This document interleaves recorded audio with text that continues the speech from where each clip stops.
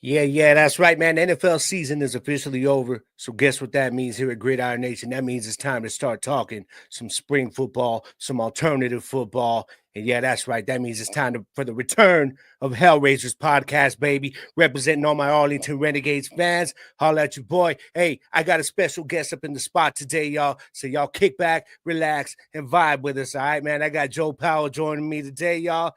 Yeah, this is going to be a good one, y'all. So kick back and vibe with us, all right?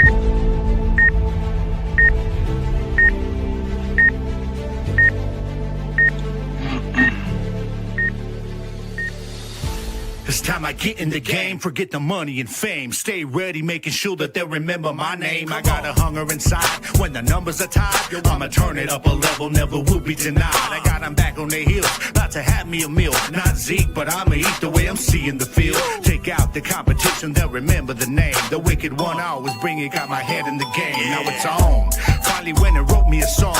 We the nation, eyes up on the chip and taking it home. Always up in my zone, yo, I'ma alter the plot. Man, they just can't stop. I got them shaking the spot. You got knocked down, go on and get up off the floor. Line up, brace yourself, cause I'ma give it some more. And when you feel the fire that I'm lacing into my rhymes, you know the heat is coming, baby. It's my time to shine now. Yes. What is poppin', familia? All my Gridiron Nation football familia out there. All my Hellraisers, where you at, man? Holler at your boy. What is up, everybody? Welcome to this week's edition of Gridiron Nation podcast, special edition. This is Hellraisers, man. We are back this season as we get ready for the UFL season, man. And, all my Arlington Renegades fans out there, I know you guys are going to recognize the gentleman that got right here on the screen with me. Hey, welcome to the show, Safety Joe Powell, man, DB extraordinaire, man. What is poppin', dog? How you doing today, man? Thank you for being on the show. I'm doing well, brother. I appreciate you having me on the show. It's been a long off season. I've been ready to get back to some football. I was able to watch the Super Bowl last night, so that added a little bit of motivation, to see those guys go out there and achieve something that I achieved with the Renegades. So it's a blessing to get back and be able to do it, at a high level. So I'm excited. Yeah, dig it, man. What'd you think of the Super Bowl? I was not expecting that outcome. I did want the Eagles to win though, but I wasn't expecting the Eagles to just dominate like all four quarters the way they did. So, I mean, to see them boys, be the underdogs, and everybody wanted to see a three-peat, and for them to go out there with, with the adversity that they were dealing with as far as with the media and things like that, and be able to just showcase the talent and control what they control, it was a great sight. Yeah. I'm a little bit disappointed, man, because of course, I'm a Cowboys fan, so it was a little bit painful to see the Eagles go get another one, man. But Right. one of the players I respect a lot, though, was Saquon Barkley, man. It was good to see him go out there and just kind of prove himself. That after everything that happened with the Giants, man, it was good to see him get a ring. For sure. So, all right, man. Now, give us a little bit of just a quick backstory that everybody know about. Your little bit where you're from, or you got where you are, man. From Portsmouth, Virginia, a small city in the 757. The youngest of seven, mother and father, two boys, five girls. I have a beautiful family, fiance, three kids, 16, 10, and 7. I really don't talk about where I come from because a lot of people don't know about it, but I try to represent as much as I can, just to put us on the map or whatnot. We got some guys that's playing at high levels from the area. We got a guy from that's in the NBA right now, Dorian Finney-Smith right now playing with the Lakers. He was with the Mavs at one point, but, he got traded with the Lakers from Brooklyn. But, that's really what I could say about my city. We got a lot of talent. It's just, what we come from and what we have to go through on a daily basis as far as with the violence and, with the crimes and things like that. It's like sometimes the talented ones get sunken into the streets, and I was fortunate enough to not go down that route, with the support system that I've had. So, I mean, it's a blessing to be able to make it out. So, I just thank God every day. Yeah, man. Yeah, I hear that. I hear that. What age did you now was something like that, everything that was going on around, was that kind of what got you football? Or what age did you get into football? Like, does it go back as far as like Pop Warner stuff, or not that far back? Nah, I never played Pop Warner. I tried it out. Well, I never tried out. It was like my dad that took me and my brother up there for tryouts, like to get the registration and things going. But it was almost like 500 kids out there, and it was just like it wasn't for me at that moment. So I didn't start playing organized football until my freshman year in high school. And one of my cousins, we always said we was gonna go out, we was gonna try out. And every day we used to be in my aunt garage, just lifting weights every day and just preparing just to see what can happen. So, after my freshman year, I really didn't play that much as a freshman because I was new to the game, so I was still trying to figure it out. I was always good in street ball, but once the pads came on, it was a different beast. So I Yeah. had to get acclimated to that. So after my freshman year and going into my sophomore year, I really like took the grind more serious, started working out more, and I became a man amongst boys. So I think that's what really got me into football was training with my cousin every day in my aunt garage and then going out there and being able to compete with the guys that was already good. So that's what really got me into football. Yeah, yeah. Now you talked about uh your championship that you got in the XFL. And Hmm. I remember that season, man, because we, as us Renegades fans, which by the way, man, I had to show up and represent today, man. Oh, You I know what thought I'm about saying? wearing that You jersey know, you know what I'm too. saying, man. I wish it had your name on it, but it's got the number, Right. man. But Yeah. hopefully, we're hoping to support the league enough to where it gets to that point. Right. We also you guys as the players, man, you guys are the reason we watch. But that year with the XFL, man, it was exciting for us Renegades fans because we were, it was a tough year, but the defense, man, you guys as a unit were just on point all season, and there was some struggles on offense, of course, until late in the season when Luis came in and Hmm. they finally found that groove and started playing up to the level at the right time in the postseason that the defense had been playing all year. Um, flip, go back to what was that like, man? When you guys got into the postseason, I've always told people and I always preach it on my show that the postseason in any sport, any league is a whole new season, man. You just wipe the slate clean. You just got to get in. Was that kind of the mindset when you guys got in there and you were going into that first game against Houston? I mean, Um, excuse me, against DC. Or I was mean, Houston? Was yeah, it Houston? was Houston first. Our motto was just, defensively, we just going to control what we can control. Once Louise got there, it was like a shift and change in our locker room.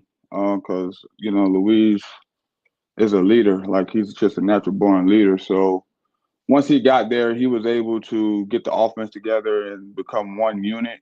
And once that happened, the whole team as a whole became a unit. Defensively, we had a great coach, Tim Lewis, like by far one of the best defensive minded coaches that I've been a part of. So, with that and then with the talent that we had, it was it was just easier for us to go out there and perform on our end of the deal. So, we just encourage the offense, every day, every practice, and then like during the games, all we ask is for y'all to score. We'll do the rest. And with our mindsets, we always preached on defense wins championships. So for us, the only thing that we needed to do was stop them, and the only thing the offense needed to do was score. So that was just our motto going in. And even though we went in there at what probably under 500, I mean, we still had the opportunity to go in and showcase that. Just because record-wise we're not the best team, we knew we was the best team overall. So for us to be able to display that throughout the playoffs, being that we lost to Houston, I think twice Yeah, in the yeah, regular season. So, there was a lot of cockiness on their end. And being that we shared the same hotel, shared the same facility, them guys was walking around like they already had it won, So, it put a chip on our shoulder to go out and dominate. And, you know, the rest was history once we got to DC and we was able to host the trophy. yeah, yeah, man. That was exciting. I remember watching that game. You guys playing DC because DC was coming off such a strong season. Yep. And to see the way the complete game that you guys put together was really exciting to watch. Fast forward now to 2024, and all of us, before you came in later in the season, it kind of flipped around because this time the offense was just killing it from game one, and the defense was just like we're looking at guys on this defense, and as fans we're like, man, what happened? Because we expected big things to see the way the offense was doing, and we're like, okay, we got that defense coming back, it's on. Of course, there were some new names, and it was like that all season, and then you come back. And I remember when the news broke, we were all over social media, and there were, fans of the team were excited. Everybody's like, "All right, man, all right, now we're getting some familiar faces back." And you just brought this energy. I mean, you could see it as soon as when you were on the field. You brought this energy, man, and that kind of stepped up the play of the defense a little bit. Granted, it was later in the season. It was. I don't want to say it was a lost season, but at that point, y'all were barely hanging on. Do you feel that there was something that you brought personally to that defense when you were on the field, when you got with your second go round with Arlington last season? I would say I think the difference was the positive energy that I brought every day. It didn't just happen on the field. I connect very well with all the guys. I just try to keep everybody positive. Try to just give encouraging messages to everyone. And I mean, I don't like try to big myself up, but apparently I am a great team player to where people would love to surround themselves with me, because I mean, I'm just not all about talk, but at the same time, I put in the work also. So with me coming back and, I was one of the leaders from the previous championship team and then coming back and being one of the older guys on the team and the work ethic that I brought with me, it was just easy for everyone to follow. I think the difference was, like you said, the offense was clicking because, in my opinion, everybody from that championship team was basically the same offense, so the chemistry was there. And then when you look at our defense, it was a lot of different faces. So it was the guys had to gel together that they really couldn't figure it out. But when you look at the losses, a lot of losses was close losses. So Yeah. it was just nail biters that, one play could have changed the outcome of the games. I mean, that's just the way football goes at times. But, I just feel like the more effort and energy I bring to the younger guys, the more they see from the journey that I've been a part of and see how it is done, once you lead, they'll follow. Yeah, yeah, and I think that's one of the advantages to being a veteran who can still play at a high level like yourself. Is Mhm. that and you've been there. You were there when they won a championship, so all eyes look to you. How how are you? What is your mindset going into this year, especially after coming off a championship and then rejoining the team last year and the way it ended? Is that? I mean, I got to imagine the hunger is always there, but is it a little bit extra now? Yeah, I still feel like I have a point to prove. I mean, nothing against, our coaches or our GMs or anything like that, because at the end of the day, everything is a business. And, I'm 30, going to be 31 going into camp, they look at that as in a spring league. That's kind of old, if you get what I'm saying. But, with me and the way I prepare and, the way I grind during the off season, I take my craft very serious. So, God has blessed me with some talent that is unmatched. And, I just try to go every day and get 1% better every day. I try to make sure the way I eat and the things I put in my body is clean. Make sure I work out every day. I try to stretch as much as I can because, it's always the young guys that's trying to get to where I'm at. I do coach out here where I'm at in Carolina and I do train. So it's like if I'm going to be preaching something, I got to make sure I'm practicing it at the same time. Make sure I'm doing it to show these guys that even though you could go through certain circumstances, you still can make it to a high level, no matter what you do, as long as you're putting in the work. Because talent is only going to get you but so far. But Yeah, when you putting in the work and you out here grinding every day, trying to get better every day, it will outweigh the talent. So I just try to keep that in mind because I do want to compete in the NFL one more time or give it a shot, So I just try to make sure I'm doing what I need to do so that way my karma will be in a good way. So, and I always try to tell these young boys just because I'm 30 and just because I'm old, you still can't keep up with me. There you go. There you go. I dig that.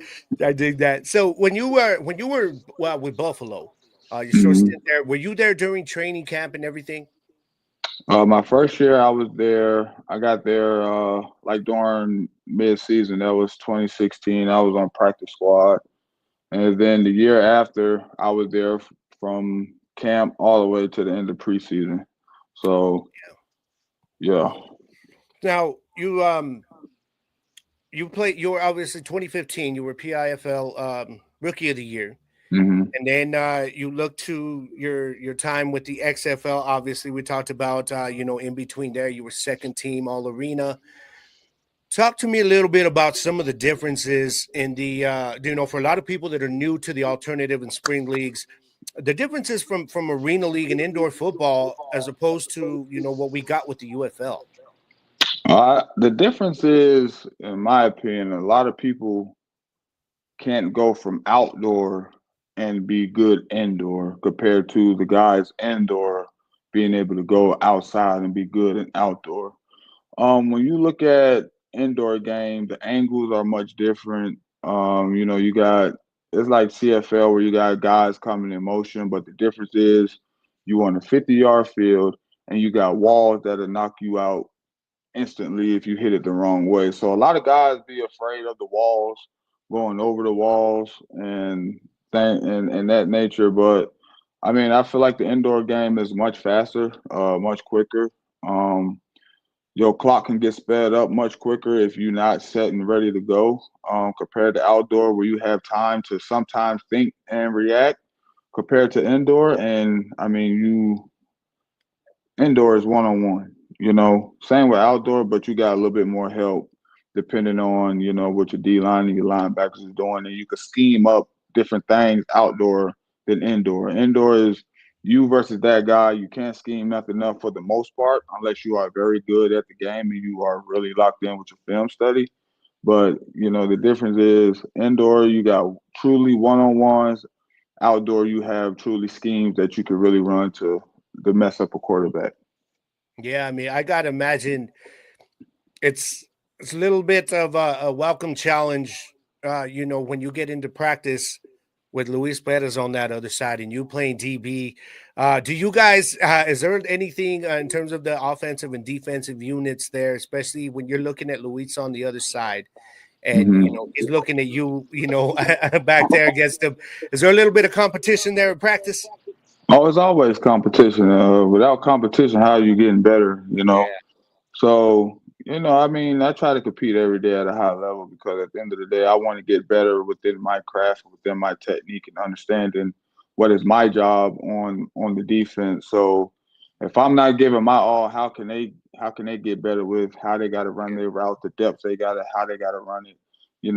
One thing I've noticed with Louise, me and Louise are looking eye to eye every time we line up.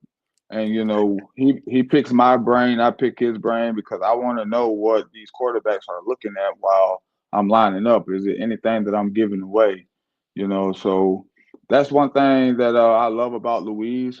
He really try to learn in all aspects, not just within his offense, but he'll come to like every position group on the defense and just ask us questions to pick our brain, and that helps us too, in defense. So I think that's why Louise is the king of spring, because he's yeah. a student of the game. And this is I played with Louise in Birmingham, and the growth that I've seen from Louise is tremendous, man. And I mean it just shows with the preparation, on and off the field, just not what you see on the field, is the things that you're doing off the field when no one's looking. That's what really pays off for anyone. Yeah, yeah, man. Well said. Well said. So, going back to your rookie year, the PIFL. I hmm mean, you had over, you had over 50 tackles. You had 11 interceptions. Very impressive. But since that time, through all your journey, the coaches that you have played under, all the players you played with, is there any coaches or any players or any situations that you were in that you kind of can pinpoint as really like, man, that really elevated my game permanently, outside of all the hard work that you've put in? I mean, I've learned from every coach, but I wouldn't say I've ever had a bad coach. I've learned from every coach, but as far as the coaches that really tremendously helped me, like for the indoor game and outdoor game, for the indoor game, I have to go with Cedric Walker.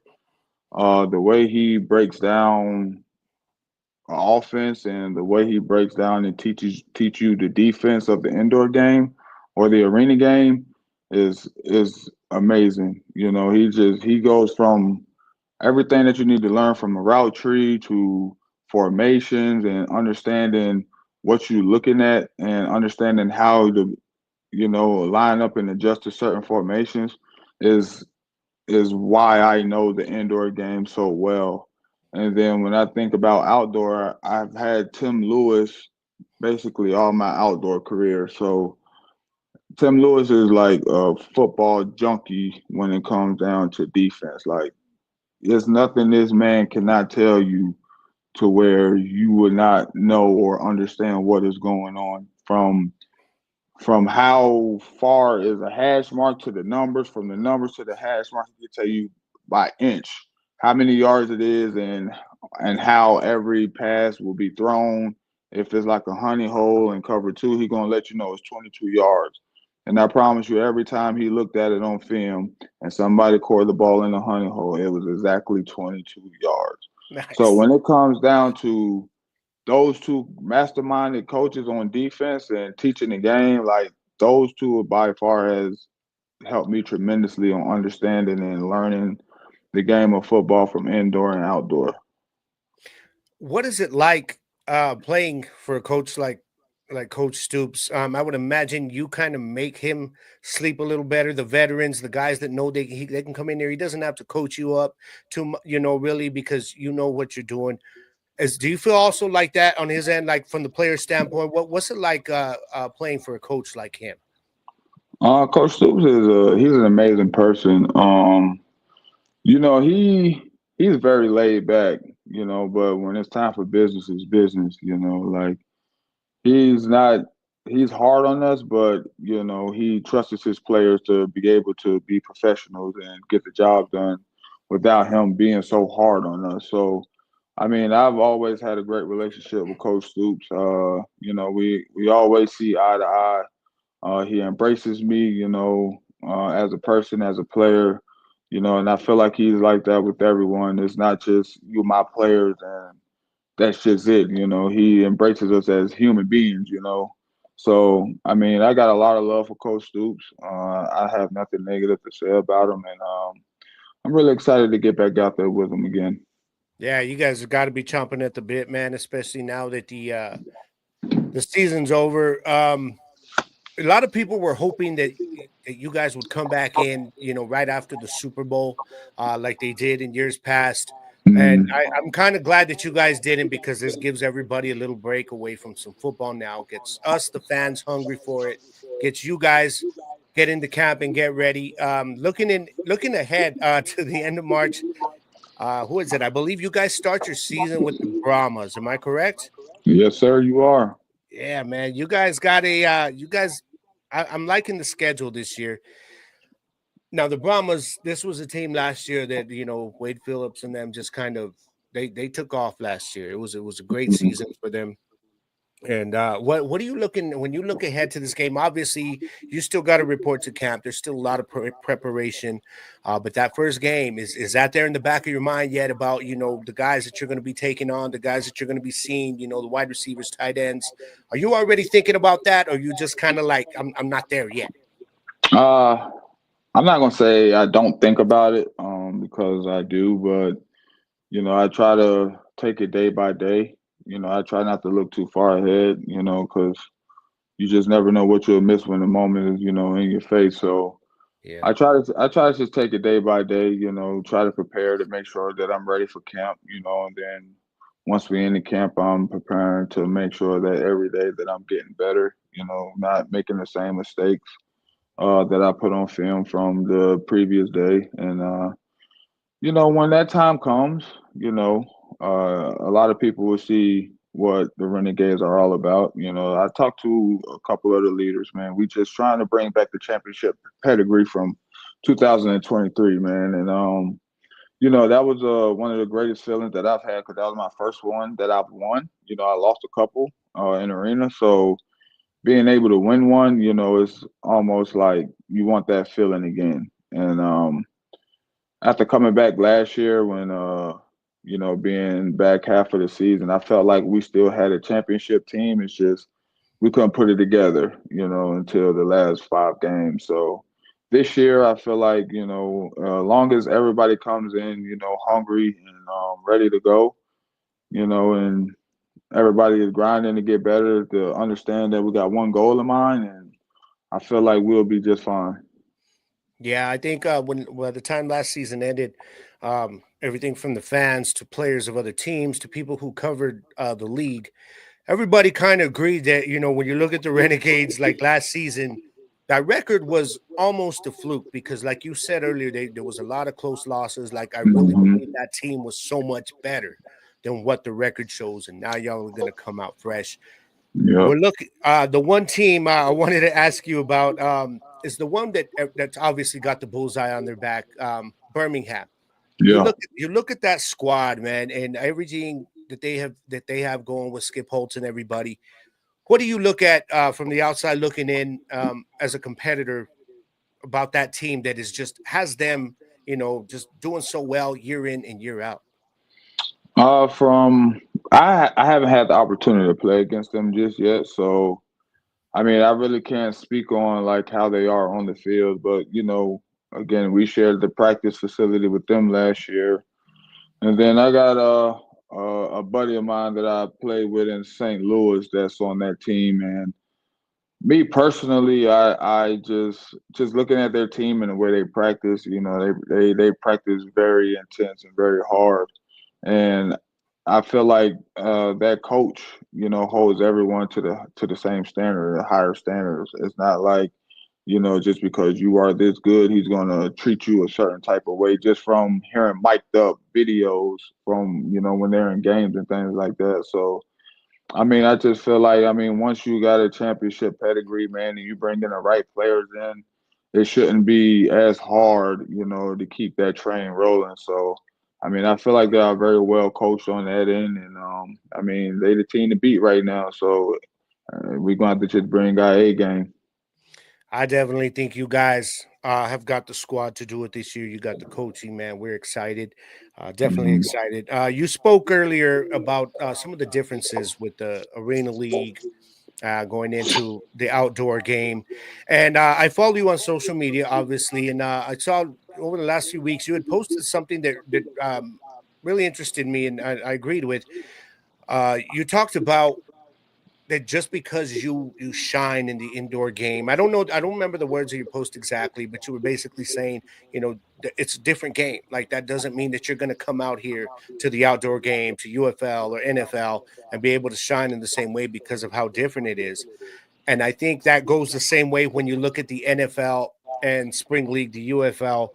You're starting to see now the NFL starting to kind of look at some of these rules now that a lot of us have enjoyed with spring Mhm. football. It started with the kickoff, and I'm actually glad now that Moose Johnston recently announced that you guys will be going back to the XFL style of kickoff, which I always preferred, which the NFL is doing. But now, to all the people out there, going from that, we talked about the NFL, spring league, everything, and I still get a lot of guys that I like to call NFL fanboys that just refuse to watch spring football. And I'm like, if you're a football fan, you got to watch this. This is pure football. Mhm. This is the greatness of the game. And a lot of them, I've been able to convert some people, trying to get more on board this year. But what would you say to those NFL fanboys, I guess, they haven't watched it, but they want to bash it without actually watching the product on the field, which I think is very, very good. Mhm. I feel like, we have a lot of NFL talent. It's just all about the opportunity. A lot of these guys do get the opportunity to go up to the NFL, and some stick and some don't. But I feel like the talent is almost equivalent to the NFL. I mean, when you look at everybody's roster, everybody's been in an NFL camp or been on an NFL roster and actually played in the NFL. So I mean, I feel like, man, we are a very exciting league. I feel like, yeah, at any moment, any one of us players can go up to the NFL and dominate. It's just all about the opportunity and what we do with our opportunity. So I mean, don't knock it until you try it, man. Once NFL is done, this is some more exciting football that you get to watch until NFL comes back, or whatever season that you look forward to watching comes back. So I mean, just give it a shot, man. You'll never know what you'll like, what teams you'll like. A lot of the coaches are former NFL coaches, so even if you're not a fan of the players, man, you could be a fan of the coaches just to follow the teams and just to see how things are going. So, and like you said, man, don't knock it till you try it. Yeah, yeah, absolutely. I always tell people, you can see the hunger on the field with the players in spring Hmm. football. I mean, the hitting's going on, there's camaraderie there, but you could just see it. You could see the hunger that you don't often see in the NFL anymore. But I mean, you're talking about the guys at this level being able to play with NFL level guys, and let's go back to the year you guys won the XFL Championship. We had Seattle there, and they had Josh Gordon there, who was in Yep. his time in the NFL. But outside of the suspensions, he was dominating DBs. He Hmm. comes into XFL, and these XFL DBs are going toe to toe with him. So I think All that right. that is just another example of what you said right there as being true. So I got to ask you now, man. Kind of switching up from football, but I'm a big music guy, Hmm. and I think everybody loves their form of music, man. So what's your genre, man? What's your go-to genre? Like you're getting ready for a game, you're getting hyped. Like in week one, man, when you're getting ready for the game, what's gonna be in your headset? So I take it slow first. So when I first wake up, I try to listen to slow jams because I try not to overhype myself too early. I try to dial in and keep all my energy centered. Until I get to the locker room and I'm getting dressed or whatnot. So as soon as I step on the field, man, I like to listen to all music that what I've come from.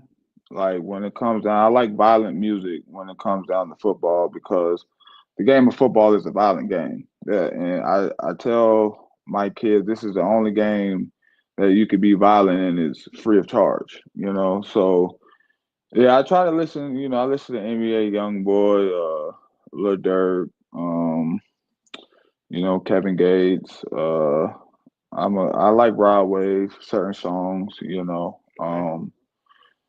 That's the type of music that I like to listen to because I mean I'm not, I didn't grow up in the streets, but from my city, it's the hood. So that's what's instilled in me. But I was able to come out to be a great person that came from the hood. So Yeah. that's, Yeah. but sometimes I get back into that mode when it's time to be in that mode for the game of football because at the end of the day, the man across from me is trying to take food off my table. So There you as a go. man, I'm not going to allow that because I got a son that's 16 that's playing football and he's very good. So what do I look like letting somebody, little boy me, and then I try to go tell my son, you better not ever let nobody do that to you, and I'm not displaying what I'm trying to tell you. So that's why I try to take my mind, and that's just it's murder she wrote after that. Yeah. Now, are you a Kendrick fan? What did you think of the halftime show last night? I'm not the biggest Kendrick fan. I really don't listen to his music. But I didn't watch the halftime show live. I was traveling back home during the halftime. So I watched it this morning because, I wanted to form my own opinion on it because I've seen a lot of people Yeah. Some people liked it. Some people said it was trash. Some people said it was a message that, went over a lot of people's heads. But, when it comes down to things like that, I don't even get into that. It's really not that deep or important to me. But, I just wanted to view my own, like, form my own opinion for the halftime show. And me, honestly, I like the halftime show. I feel like every song that was played was a good song. I was able to bop my head to it or, rock my legs to it or something like that, get a little dance in there. So, in my opinion, man, it was a good halftime show. That's just me, though. That's just my opinion. Yeah, I'm like you. I was putting in work last night, kind of late, so I had to listen to the game on my headset. But today as I'm getting ready for us to do this interview, I say, you know what, I'm gonna put it on right now and kind of judge for myself because I've been seeing the same thing you have. It's either one or Right. the other. People loved it or people hated it, and I'm like you. I'm like, okay, cool. I dug it. It was entertaining. Having Samuel L. Jackson there was kind of Right. cool, man. So I get you, man. I hear you on that. I hear you on that. So before I let you go, man, I gotta ask you. I know we talked about week 1 with San Antonio. Mhm. We talked about Birmingham, but is there any game that you're looking at the schedule this year that, even though it's a little early right now, other than week 1, that you're kind of circling like we'll see where we're at during the season in this one, but that's one game. Maybe there's a player or a quarterback you want to go up against on this team. Is there a certain game on this schedule this year that you might be circling? I mean, if I'm circling the game, it's DC at DC. Okay. No specific reason for football though. It's really because that's close to home. My parents don't like traveling on planes, so that's the game that a lot of my family and friends get to come see me play. So DC is the game that I got circled because I've been trying to beg my mother to get on the plane and come to Texas because in Texas is lit, and I want her to experience those type of moments, but you know, they're a little afraid of the planes and the heights, and so DC is really the game that I circle on my calendar because I get to have a lot of people come to those games. A lot of the kids that I coach, with my 707 organization, they plan on like getting a charter bus and taking like an organization trip down to DC. So, I look forward to that game because, again, I inspire a lot of people, more than I think or what I be thinking. So I just look forward to, being able to put smiles on the kids' faces, my family, being able to, get pictures in after the game and so it's just for them to have some fun, man, while I'm still playing at a good Yeah. high level, So that's really the game that I got circled. Nice. It'd be nice to have you have a turnout out there, away from Arlington, over there, DC, with those crazy fans and their beer snake. Hmm. I know they got Jordan Tamu coming back. Yeah, What's it like playing against that dude? I know he can get mobile at times on you. yeah, Jordan. I love Jordan, man. We played together in St. Louis. Um, Jordan is, one of the best mobile quarterbacks in our league. He can make every throw. He's very smart with taking care of the football. So if you don't scheme up right and you don't try to limit him to doing one thing, we'd rather have him throwing the ball. Yeah. But if you allow him to be comfortable in the pocket and being able to move around, then you'll have a long day playing against Jordan. Yeah. Yeah, definitely, man. Definitely. Real quick, man. Now I'm gonna let you go here in a bit. I just got to ask you. Like I said, I follow you on social media. It always seems you're sending a good message to players trying to come up. You preach the importance of film, and it's the same thing I had last year when I interviewed Caleb Van Der Esch. It seems to be that's what you guys preach a lot of. That use this platform to put some film down to help elevate your game to the next Mhm. level. So that tells me, man, like right now you're still playing at a high level. Obviously, you're still doing your thing, man. Do you have any thoughts of after, after your playing days are done? Are you looking that far ahead to maybe doing some coaching or anything like that? Oh yeah, I definitely will be coaching and training. I just got a coaching opportunity last week at a high school out here, called High Point Andrews. So, I'll be coaching the safeties and the rovers out there. So, I mean, that's my first opportunity at coaching high school, like on a high school level. So, yeah, coaching is one thing that I will be looking to get into, and then I will be training. I have some other off the field things that I'm looking towards. I want to do driving trucks.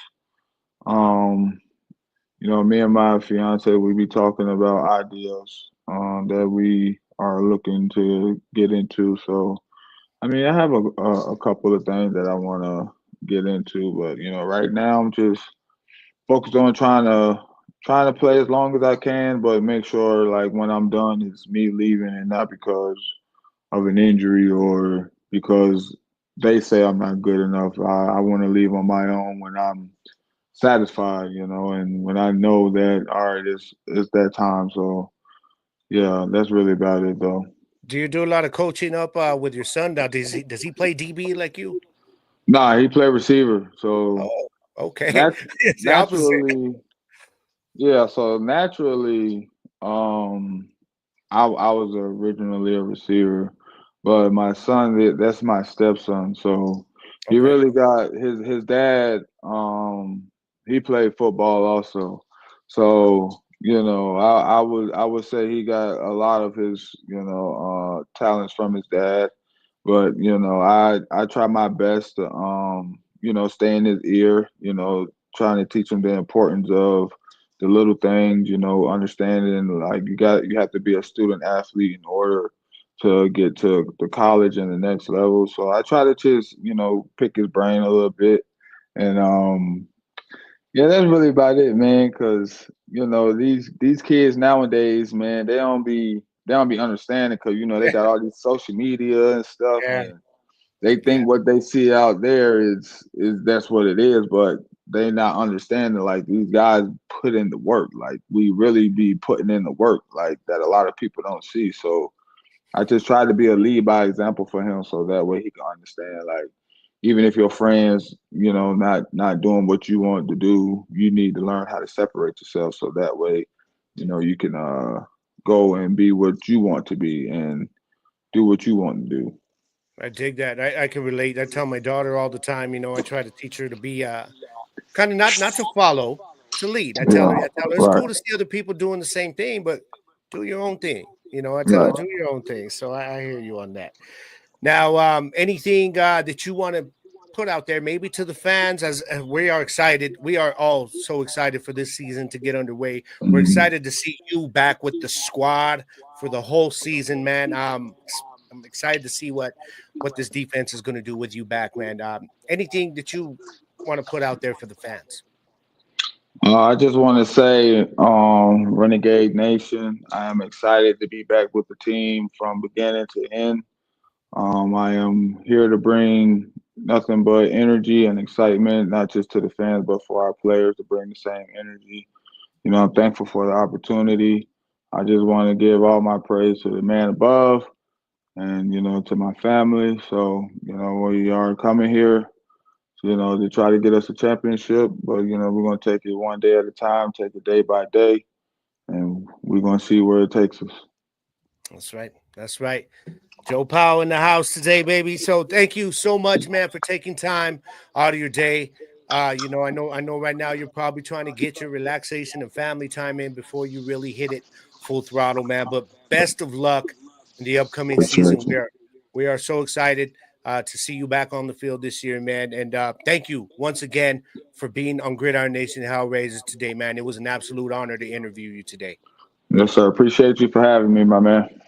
You got it, man. So I'm gonna get up out of here, but like I close every single message, every single episode with with a positive message, man. And in this case, I'm gonna take your message. Kind of the story you gave me, put that out for everybody, man. Like, this is an example right here. You put in the work, you know, you can have that longevity there. You can still continue to excel at your game and basically have people look to you. And I think that's what people are doing with you, man. And a lot of respect for you and a lot of respect for what you've been able to do and for everybody out there, man. No matter what life is going to throw at you, you know, it's like Joe said, with you know, the circumstances in the area where you were coming up, man, and you got out. You were here. You're living it, man. You're living it. You're doing it.